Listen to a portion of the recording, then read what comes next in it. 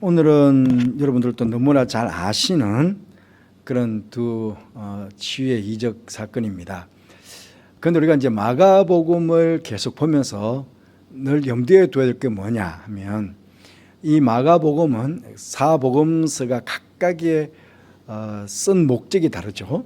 그러니까 마태복음 같은 경우에는 유대인들을 위해서 기록한 성경이다. 이 마가복음 같은 경우에는 로마에 있는 성도들을 위해서 기록한 성경이다. 그렇게 성경학자는 보고 있습니다. 그래서 로마에 있는 성도들이 이 복음서를 받아들였을 때에 그들이 무슨 느낌을 들어야 되느냐. 지금 로마 교회 성도들은 심한 박해 가운데 있습니다. 그 심한 박해 가운데 있기 때문에 그 박해 가운데서 그 박해를 견디기 위해서는 뭐가 필요합니까? 믿음이 필요한 것이죠. 우리가 예수 그리스도를 믿는 참 믿음이 있으면 어떨 때는 그 박해를 이길 수도 있고, 그 박해를 받았을 때 그 박해를 그냥 다 감당할 수도 있겠고, 어떤 경우에는 그 환난과 어려움이 예수 그리스도 안에서 극복되거나 벗어날 수도 있고 해결될 수도 있고, 그렇기 때문에 예수 그리스도를 믿는 참 믿음이 있으면 우리는 능히 로마가 박해하는 그 모든 박해를 이겨낼 수 있다 하는 것들을 무언 중에 로마에 있는 성도들에게 가르치기 위해서 그렇게 마가복음을 기록했다, 그렇게 보시면 좋겠고요. 이 마가복음은 네 복음서 중에 제일 처음 기록한 성경이거든요. 제일 처음 기록한 성경이기 때문에 더더욱 예수 그리스도가 구주되심을 굳게 믿는 믿음이 필요함을 로마에 있는 성도들뿐만 아니고 모든 초대교회 성도들이 알아야 될 그런 말씀이다, 그렇게 볼 수 있겠습니다. 그러니까 오늘 두 기적도 강조되는 게 뭐냐면 믿음입니다. 믿음. 이 믿음이 강조가 되고 있거든요.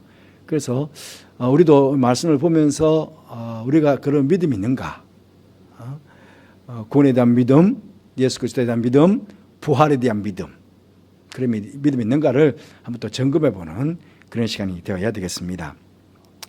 21절 말씀 보시면, 예수께서 배를 타시고 다시 맞은편으로 건너가시니 큰 무리가 그에게 모이기를 바닷가에 계시더니, 그렇게 말씀하고 있습니다. 이 다시 맞은편, 그러니까 지금 이편 저편, 다시 이편 저편이죠. 이쪽에서 열심히 바닷가에서 말씀을 전하시다가 저편, 그러니까 갈릴리 바다 저편에 있는 거라사인 지역, 데가볼리 지역, 이방인의 지역 가서 거기서 또 복음을 전하다가, 그런데 그 사람들이 떠나기를 원하시니까 다시 또 맞은편으로, 원래 가셨던 곳으로 다시 돌아와서 큰 무리가 모이는데 바닷가에서 결국은 말씀을 전하고 있었죠. 그러니까 다시, 곧, 이런 표현들이 많다는 것은 예수께서 쉼없이 계속 하나님의 종으로 오셔가지고 끊임없이 일하고 계시는 그런 예수의 모습을 비춰준다, 그렇게 볼 수 있겠습니다. 그런데 회당장 중에 하나인 야이로라 하는 이가 와서 예수를 보고 발 아래 엎드렸다. 이제 회당장 중에 하나.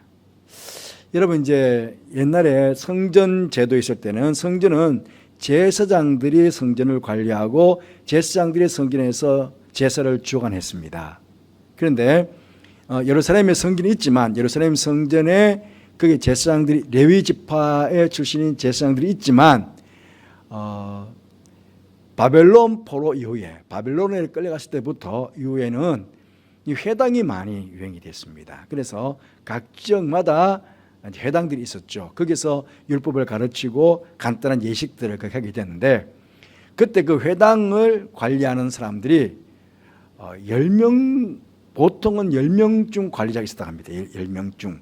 그 중에 3명 정도가 회당장의 역할을 했다고 합니다. 3명 중. 그러니까 회당장 중에 하나니까, 그러니까 3명 중에 하나라는 것이죠.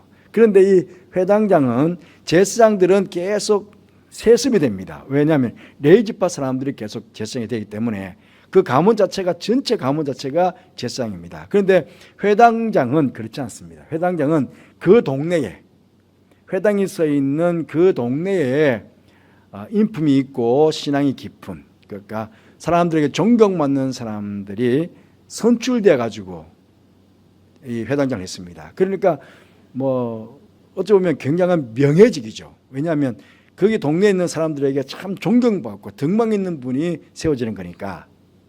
그러니까 좀 보면 가버나움 지역에서 가장 촉망받고 가버나움 지역에서 가장 인품이 좋고 사람들에게 칭찬받고 존경받는 그런 회당장이라는 거죠. 그 회당장이 야이로가 예수께 와서 발 앞에 엎드렸다는 겁니다. 보통 지금 예수님께서 병자들을 많이 고치시고 또 자기들이 지금까지 들어보셨던 말씀을 전하고 그러니까 일면 이해될 수가 있습니다. 그런데 그 지역에서 제일 존경받는 사람이에요. 그 지역에서 가버나움 지역에서 제일 존경받는 사람이고 신앙도 제일 좋다고 하는 사람이고, 그런데 그 사람이 지금 예수님의 발 앞에 와가지고 무릎을 꿇더는 거예요. 우리 조금 전에 봤지만은 지금 바닥에 계시는 큰 무리가 그에게 모여요. 큰 무리. 그러니까 예수님 주위에 사람들이 그러니까 많이 모여 있는 거예요. 많이 모여 있는데 그런데 회당장에 와가지고 발 앞에 딱 엎드리는 거예요. 이것만 해도 굉장히 놀라운 일인 거예요. 그렇게 왜 회당장이 발 앞에 엎드렸느냐? 그럼 예수님께서는 그냥 보통의 선생이 아니고 이분은 정말 내 딸을 살려줄 수 있는, 내 딸을 구원할 수 있는, 내 딸을 고칠 수 있는 그런 신적 권위를 가지신 분이다. 그걸 믿고 지금 예수님의 발 앞에 엎드리게 되었다는 것입니다. 이게 중요합니다. 사실은 하나님의 은혜를 얻기 위해서는요, 우리가 가지고 있는 체면들은 다 내려놓아야 됩니다. 우리가 가지고 있는 체면들. 에이, 내가 그래도 회당장인데. 예수님은 목수 출신이에요. 그것도 나사렛 목수 출신 청년이니까. 그러니까 무릎 꿇을 이유가 없잖아요. 이 집 회당장은 딸이 12살이에요. 그러니까 보면 예수님보다 나이가 많잖아요. 어찌 보면. 많을 거거든요. 그런데 아니 나이 어린 청년한테 내가 왜 무릎을 꿇어 그러고 싶지 않겠어요? 그러니까 이런 내가 그래도 이 정도인데 내가 자기가 좀 대단하다고 좀 생각되어지면 쉽게 무릎 못 꿇죠. 이런 것들은 내 인간적인 모든 조건들은 다 내려놓아야 그래야 하나님 만날 수 있어요. 하나님 은혜 축복을 경험할 수 있습니다. 그런데 많은 경우에서 보면 자기 체면을 많이 따질 때가 많거든요. 여러분 사실은요, 막 찬양 부를 때에도 박수 칠 때도 막 박수 치면서 찬양을 부르지 않습니까? 그런데 막 박수 칠 때도 정말 뜨겁게 막 박수를 쳐야 됩니다. 사실은 박수 치자 그랬을 때. 그런데 우리는 양반적인 좀 길이 있어가지고 이렇게 박수를 요란하게 쳐. 사실은 그 마음 드는 순간부터 그분 절대로 찬양 가운데 은혜 안 못 받습니다. 내가 그래도 이렇게 하는 순간부터 뭔가 어색해지는 그 순간부터 그 부분 안에 어떤 뜨거움이나 열정이나 그런 것들을 우리가 받아들일 수가 없어요. 근데 다 내려놓아야 됩니다. 주님 앞에 갔을 때는 정말 다윗이 막 어떻게 춤을 추듯이, 그러니까 춤을 추니까 왕이 어떻게 저렇게 막 속옷이 다 보일 정도로 춤을 추냐고 그렇게 비웃잖아요, 미가가. 그런데 그게 중요한 거 아니거든요. 내가 하나님 앞에서 내가 할 수 있는 한 최선을 다해서 그렇게 내려놓을 때 그때 그 하나님의 은혜와 축복 속에 우리가 들어갈 수 있다는 것, 우리가 좀 명심했으면 좋겠습니다. 그래서 남 의식하지 않고, 때로는 의식할 때가 있었죠. 왜냐하면 나 혼자만 너무 크게 하다 보면 옆에 방해가 되니까. 옆에 의식을 할 수 있어야 되겠지만, 그러나 그렇다고 해가지고 옆에 사람들 너무 의식해가지고 내가 지금 하나님 앞에 드려야 될 예배, 내가 하나님 앞에 드려야 될 경배가 내가 위축이 된다면 그건 바람직하지 않죠. 근데 어쨌든 이 해당자가 내가 해당장인데 어떻게 라고 만약에 했다면 절대로 무릎 못 꿇죠. 근데 그것까지 다 내려놓으니까 무릎 꿇게 되고 결국은 그것이 하나님의 은혜와 축복을 받는 그런 계기가 되게 된 것입니다. 간곡히 구하여 이르되 내 어린 딸이 죽게 되었사오니 오셔서 그 위에 손을 얹어사 그로 보십시오 구원을 받아 살게 하소서. 그냥 손 얹어 고쳐주세요, 치유해주세요 그럴 수 있잖아요. 지금 많은 사람들이 예수님께 몰려왔습니다. 많은 사람들이 예수님께 몰려와가지고 다 한 번씩은 예수를 만지고 싶어. 왜?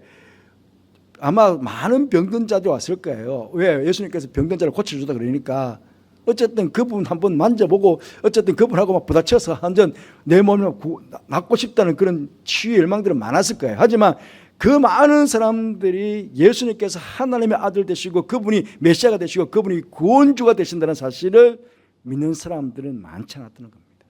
중요한 것은 이 야이로는 지금 어떤 마음으로 하냐면 이분이 내 딸을 구원해 줄 거라고 믿는 거예요. 그러니까 구원은 누가 합니까? 하나님께서 하시는 거잖아요. 메시아가 하시는 거잖아요. 그렇게 메시아에 대한 믿음을 가지고 오는 거예요. 당신만이 내 딸을 구원해 주려고. 그 손을 얹는 것도 마찬가지입니다. 여러분 손에 무슨 큰 게 있겠습니까? 사람들의 손이.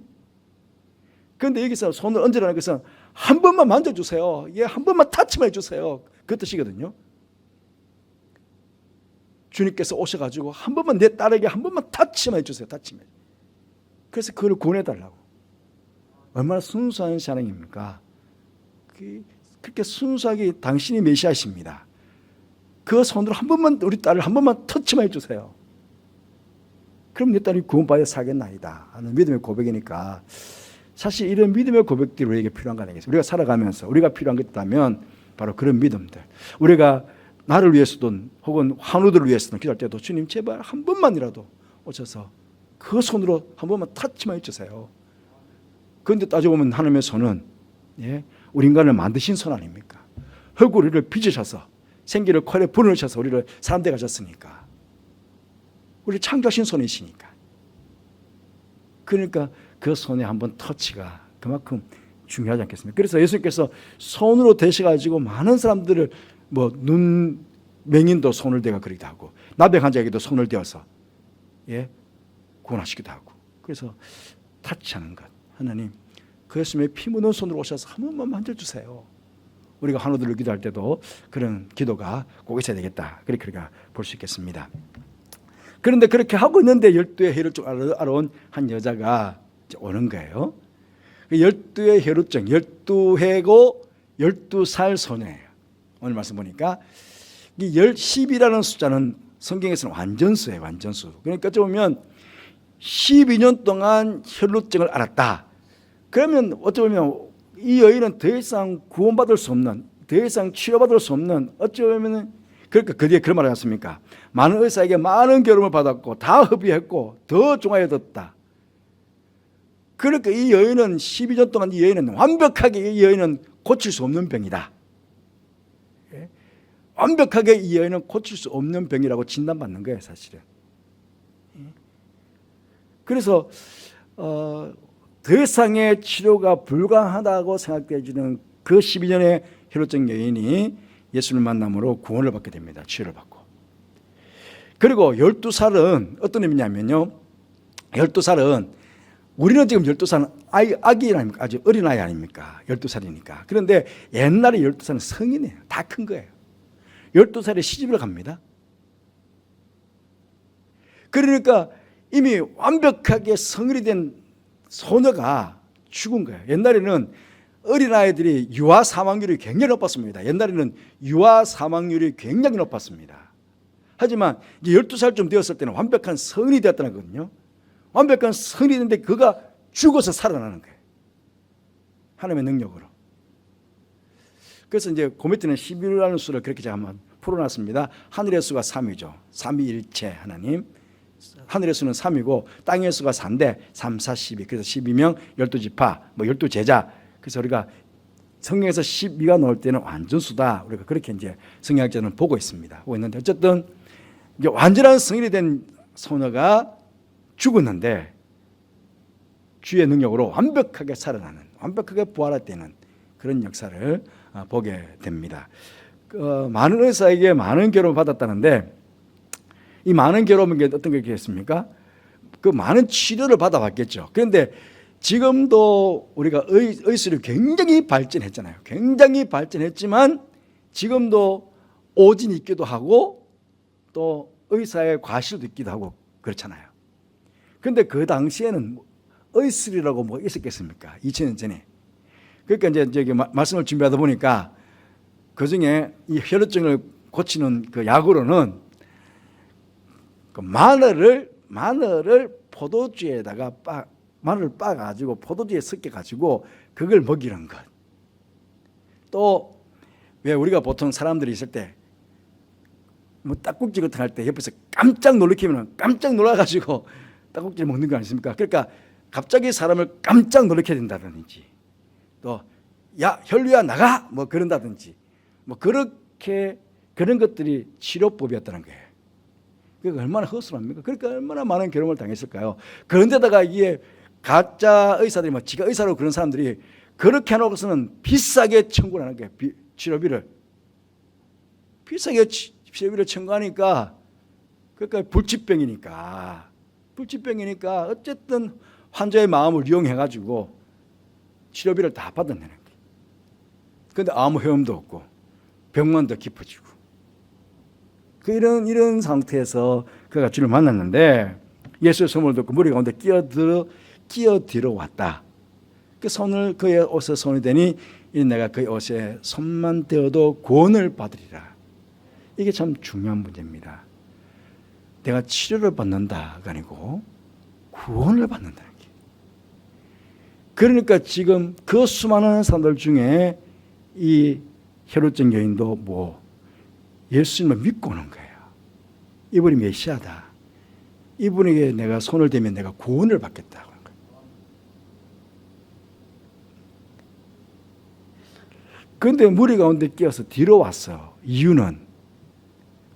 뒤로 올 수밖에 없었던 이유는 사회적인 간섭이, 여자는 남자의 신체에 접촉하기 위해서 접근하는 것을 엄격하게 금지하고 있었습니다.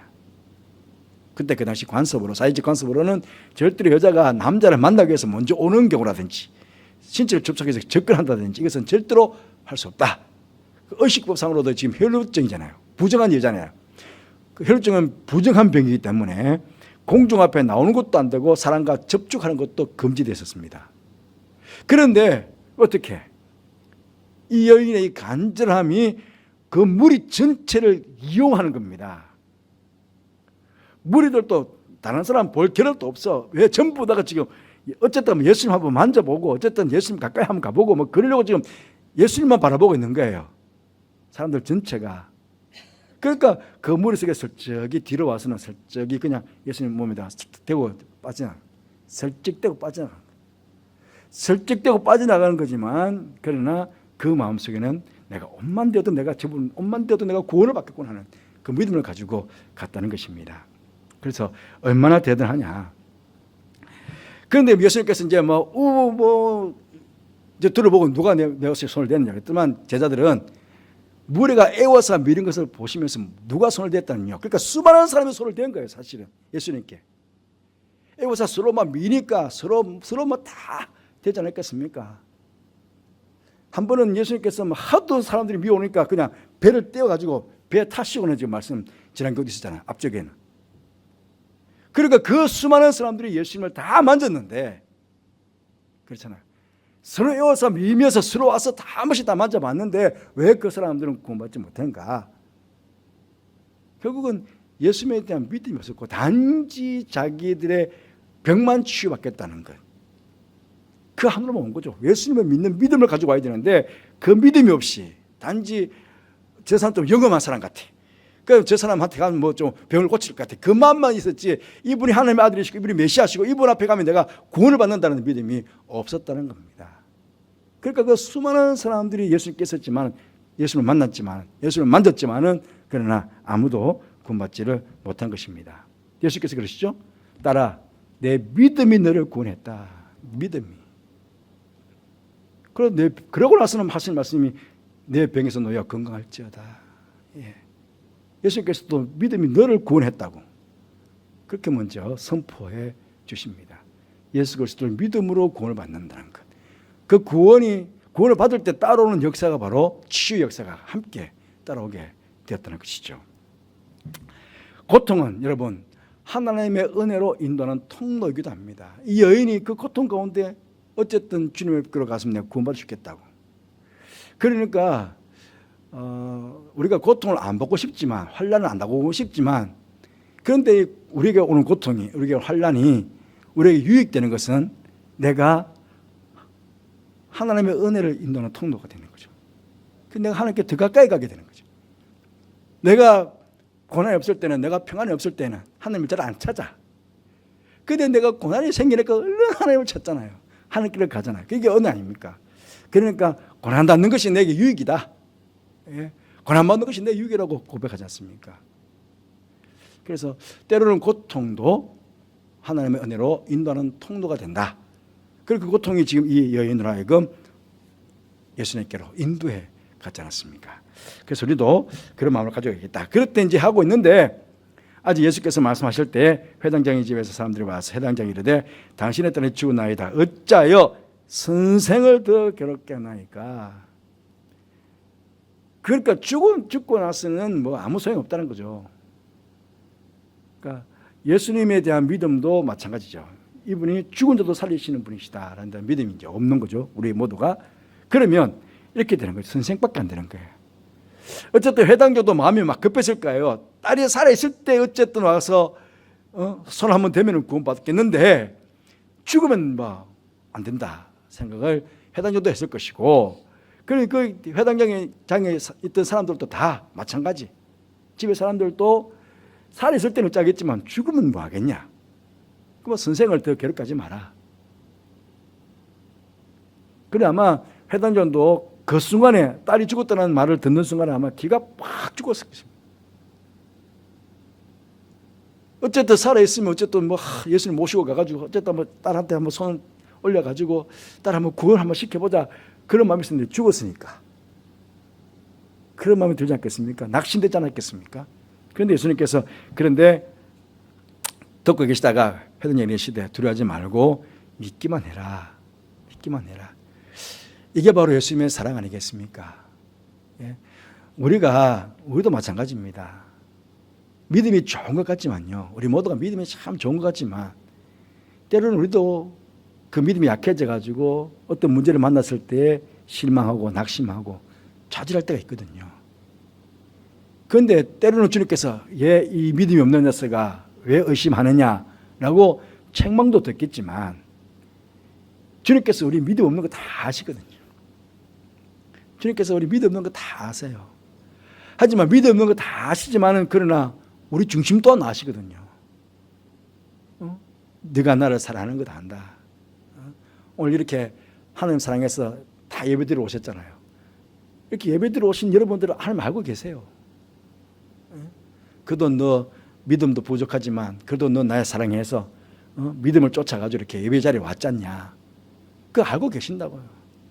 회당장 너 그래도 어쨌든 내가 너 딸 구원할 줄 알고 이렇게 와서 사람들 다 보는 앞에서 회당장이 다 보는 앞에서 너 그 체면 다 내려놓고 내 앞에 무릎 꿇지 않았느냐. 그거 알고 계시거든요.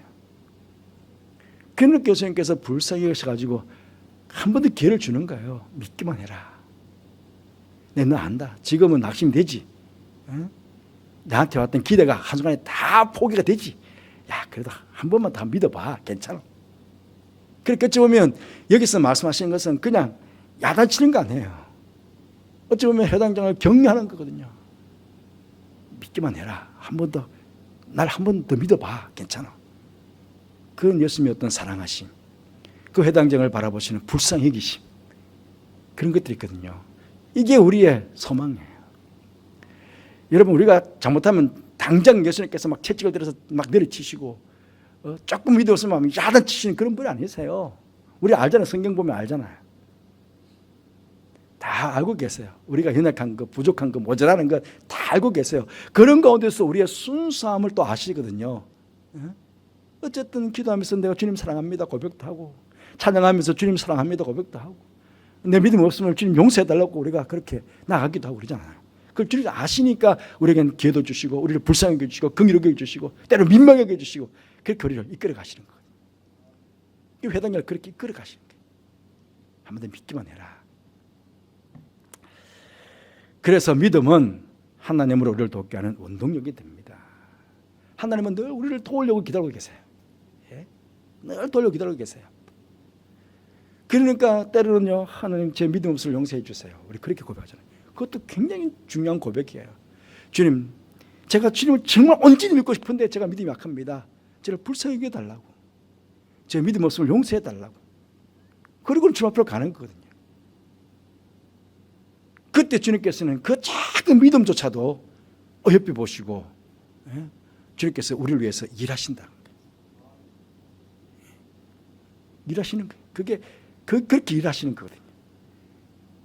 그래서 우리가 늘 부족하지만 조금만 믿음이라도 잡고 늘 하나님께로 가까이, 부족한 믿음을 가지고 그래서 자꾸 가는 거예요. 그러면 하나님께서는 연약한 그 믿음을 가지고서라도 주님께서 우리를 도우시고 일하시고 그러시는 거예요. 우리가 그 하나님을 경험하는 그런 축복을 누리게 하시는 것입니다. 그런데 중요한 것은 베드로 12명의 제자가 있었는데 베드로, 야고보, 요한 3명만 들고 가십니다.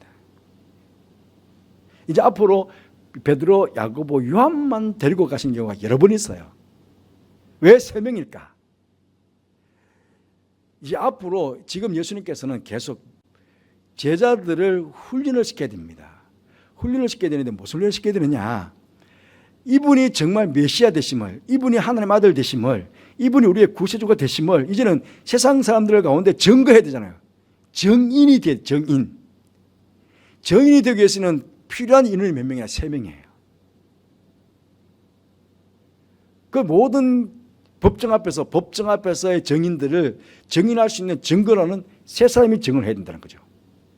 그러니까 지금 앞으로 이 제자들이 밖으로 나가지고 이분이 메시아이십니다, 이분이 이 딸을, 죽은 딸이 살아났습니다, 살렸습니다라고 증언을 해야 되는데 그 세 사람이 필요한 거예요. 훈련도 시켜야 되고, 또 예수님의 아들, 예수님께서 이 정말 죽은 딸을, 소녀를 살렸다는 것을 증언해야 되니까. 그래서 이제 3명을 데리고 가시는데, 중요한 것은 예수님께서 들어가서 그들에게 이르시되 너희가 어찌하여 떠들며 우느냐, 이 아이가 죽은 것이 아니라 잔다 하시니. 왜 잔다 하셨을까? 그러니까 이게 어찌 보면 인간적인 생각을 보면 자다가 우리가 얘가 죽었자고 잔 모양이구나. 만약에 예를 든다면 예수께서 잔다고 그랬으니까 걔가 살아났어.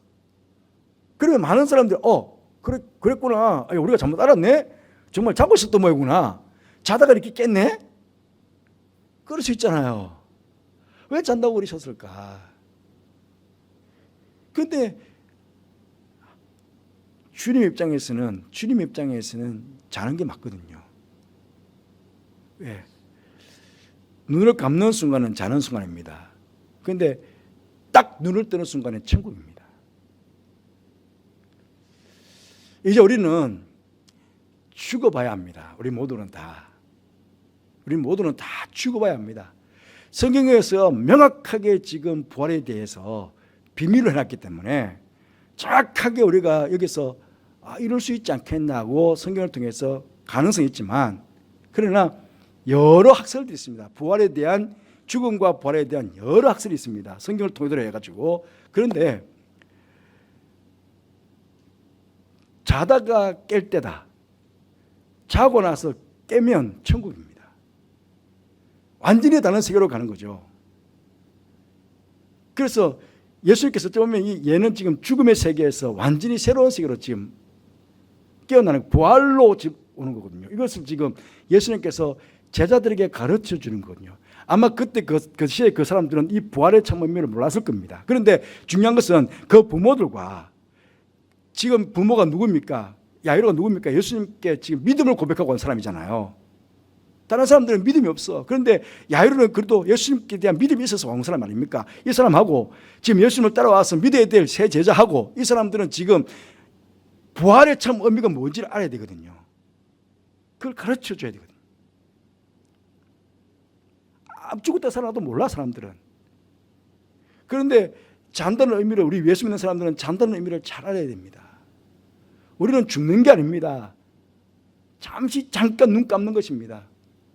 이제 초대교회 그 순교 역사 이렇게 보면요, 그런 게 있어요.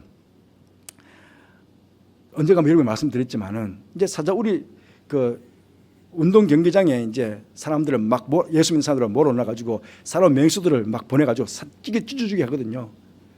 그때 엄마 품에 안에 있던 아이가 맹수를 보니까 막 두렵잖아요. 막 두려운데 그 아이가 엄마에게 막 두려워하니까 엄마가 얘야 딱 눈 감는 순간 잠시 잤다가 눈 뜨면 천국에 간다. 그 이야기를 했다는 거죠. 그러니까 우리는 죽는 게 아닙니다. 잠시 눈을 감으면, 잠시 잠깐 자면 그 다음에 천국입니다. 천국 올라가는 것은 완전히 여러분 세상 끝날에 예수님께서 오셨을 때도 부활합니다. 무덤을 열고 다 부활합니다.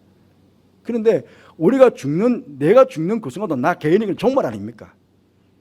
내 개인은 종말이니까 우리가 뭐 이쯤 구중궁궐에 떠돌고 그게 아니고 저는 그렇게 생각합니다.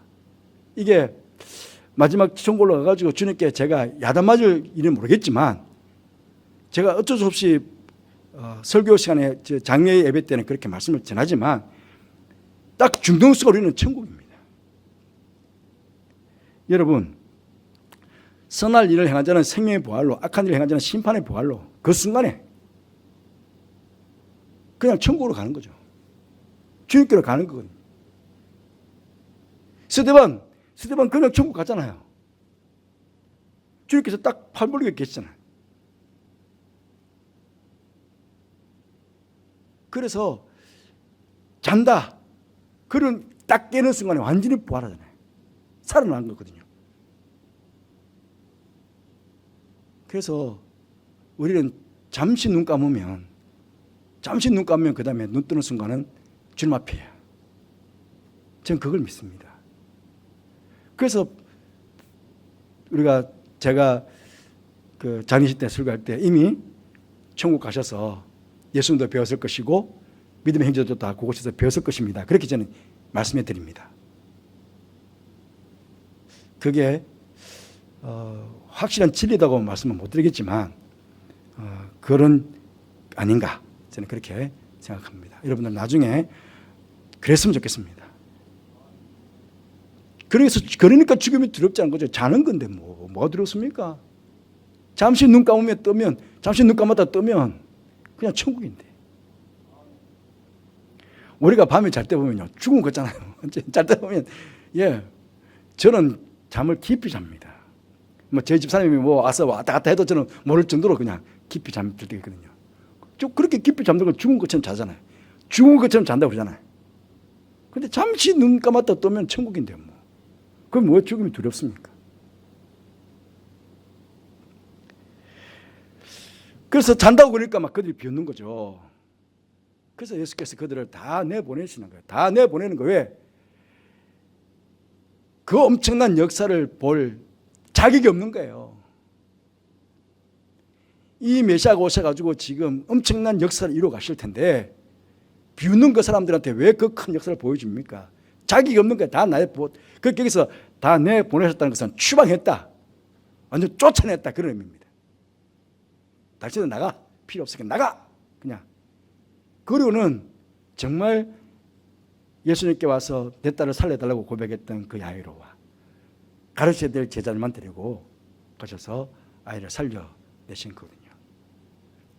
우리도 비웃으면 안 됩니다. 하나님의 말씀에 대해서. 믿음이 조금 부족할지라도 우리는 말씀을 아멘하고 받아야 됩니다. 그때 역사가 일어나게 되는 것입니다. 아이의 손을 잡고 이르시되 달리다굼 하시니 번역하면 곧 내가 네게 말하노니 소녀야 일어나라 하심이라. 왜 달리다굼 하시느냐? 왜 번역했느냐? 다른 성경에는 이렇게 예수께서 말씀하시고 그 뜻을 풀이하는 데가 없습니다. 왜? 조금 전에 말씀드렸잖아요. 로마 사람들에게 알려주는 거니까. 이 달리다굼은 아람어입니다. 로마 사람들은 아람어를 모릅니다. 그래서 번역해 주는 것입니다. 손녀야 일어나라 하는 뜻이다. 로마 사람들이 알 수 있도록. 그래서 손을 잡았다. 터치하셨다. 그래서 이렇게 세워주시는 예수님을 보게 됩니다. 예수께서 이들을 아무도 알지 못하게 하라. 그들을 많이 경계하시고 왜 알리지 말라 하는 거냐면 아직도 예수님께서는 사람들 앞에 공개적으로 메시아로 드러나면 안 됩니다. 아직 예수님의 때가 아닙니다. 예수님의 때가 아니기 때문에 아까 전에 제가 세 제자만 데리고 간 이유도 거기에 또 하나 더 포함됩니다. 왜냐하면 아직도 메시아의 진리는 비밀로 감춰줘야 되기 때문에. 근데 소녀에게 먹을 것을 주라고 합니다. 왜 먹을 것을 주라고 그랬을까? 물론 아이가 아파가지고 전으로 못 먹어서 그럴 수도 있지만, 여러분, 귀신은 아무것도 못 먹습니다. 귀신 앞에 항상 상처를 놓잖아요. 막 근하게 상처를 놓잖아요. 상처를 가지고 뭐 조선 귀신들이 와가지고 먹고 갔다고, 먹고 간 표가 뭐 세 발자국 이렇게 쫙 찍어, 밥에 발자국 세 개가 쫙 나면, 세 발자국 나오면 아이고 먹고 가셨다. 뭘 먹고 가기를 먹고 가요. 귀신 뭘 먹어요. 그러니까 완벽하게 살아났다는 것을 증거하는 거냐. 먹을 것을 주라. 그러니까 죽었다 살아나서 먹으니까 그 완전히 살아났다는 것을 확실하게 증명하는 것이 되는 것입니다. 예수님께서는 완벽하게 치유하시고 완벽하게 우리를 부활로 이끌으시는 주님이십니다. 우리가 그 믿음을 가지고 이 땅을 우리가 살아가야 되겠다. 오늘도 우리가 결단을 기도했으면 좋겠습니다. 어떤 환난의 어려움이 닥쳐와도 야레와 혈중염과 같은 주님께로 향하는 믿음을 갖게 해주시기를 기도하십시다. 그리고 집, 병원, 요양원에서 주님의 도우심을 간구한 한우들의 병을 치유해 주셔서 주님의 영광을 보게 해주시기를 한 번만 손을 대주십시오. 우리가 좀 더 간절하게 기도하십시다. 형제교회와 성교사님들 함께 해주시기를 기도하시고, 이런 행사를 준비하는 교회학교와 함께 하소서.